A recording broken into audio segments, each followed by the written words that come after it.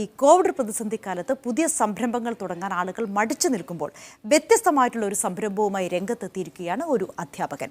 ഗണിതശാസ്ത്രത്തെ എങ്ങനെ എളുപ്പത്തിൽ കുട്ടികളിലേക്ക് എത്തിക്കാമെന്നതിനെക്കുറിച്ചുള്ള ആലോചനയിൽ നിന്നും അങ്കമാലി സ്വദേശി തോമസ് മാഷ് തുടങ്ങിയത് ഒരു കണക്ക് ലാബ് തന്നെയാണ്. കാണാം.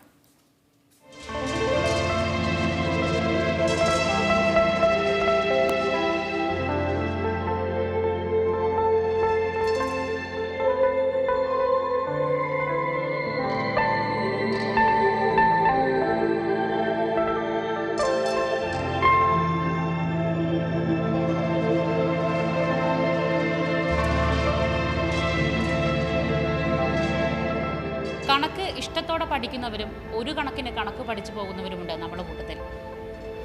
കണക്ക് കൃത്യമായി പഠിച്ചാൽ ജീവിതത്തിലെ കണക്കുകൂട്ടലുകൾ പലതും തെറ്റില്ല എന്ന കണക്കുകൂട്ടലിലാണ് തോമസ് മാഷ്. 18+20 18, 20, 38, 22, 60, 18, 22, 40 അതിൻ്റെ പകുതിയാണ് 20, 16, 24, 40 അതിൻ്റെ പകുതിയാണ് 20. അപ്പോൾ ഇത് മൊത്തം വരുന്ന A+B² πr × റെക്റ്റാങ്കിൾ ഏരിയ കാണാനുള്ള ഫോർമുല πr² ആണ്. ഇവിടെ മുതൽ ഇവിടെ മുതലുള്ള അളവ് A ആണ്, ഇത് B ആണ്. ഇത് നമ്മൾ ആഡ് ചെയ്ത് കഴിഞ്ഞപ്പോൾ A+B ആയി.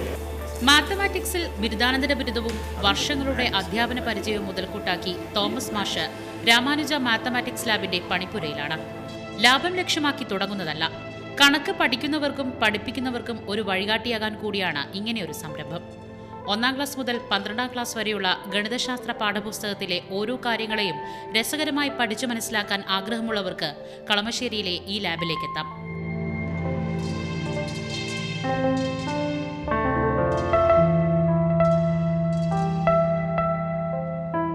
നമ്മൾ ഇന്ന് മാർക്ക് അല്ലെങ്കിൽ നമുക്ക് എ ഗ്രേഡ് കിട്ടുക എന്നുള്ളൊരു ഒരു ഉദ്ദേശത്തോട് മാത്രമാണ് ഇന്ന് നമ്മുടെ പഠനങ്ങൾ കൂടുതലും കേന്ദ്രീകരിച്ചിരിക്കുന്നത്. Education for earning, not for education for learning. നമ്മൾ അറിവിന് സമ്പാദിക്കാൻ വേണ്ടിയിട്ടല്ല ഇന്ന് വിദ്യാഭ്യാസം ചെയ്യുന്നത്. ഇന്ന് കൂടുതലും നമ്മൾ ചെയ്യുന്നത് എങ്ങനെയെങ്കിലും ജോലി കിട്ടണം, A+കൾ വാരി കൂട്ടണം. പക്ഷേ ഇത് കഴിയുമ്പോൾ കുഴപ്പം എന്താണെന്ന് ചോദിച്ചിട്ടുണ്ടെങ്കിൽ ഇതിനെക്കുറിച്ച് ഇപ്പം എന്താണ് പഠിച്ചതെന്നോ എന്തിനാണ് പഠിക്കുന്നതെന്നോ ഈ പഠിച്ചുകൊണ്ട് അവനെന്തെങ്കിലും ഉപകാരമുണ്ടോ, അവൻ്റെ സമൂഹത്തിന് എന്തെങ്കിലും ഉപകാരമുണ്ടോ, അവൻ്റെ ഫ്യൂച്ചറിൽ എന്തെങ്കിലും ഉപകാരമുണ്ടോ? ഒരു ഉപകാരമില്ല. വെറുതെ നമ്മൾ പാഴാക്കി കളയാണ്.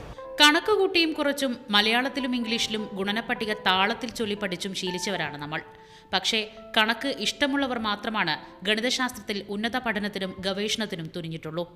എത്ര വലിയ കണക്കും അറിഞ്ഞു പഠിക്കുമ്പോൾ ഏതൊരാൾക്കും എളുപ്പമാകുമെന്നാണ് മാഷിന്റെ പക്ഷം. മനപ്പാഠമല്ല,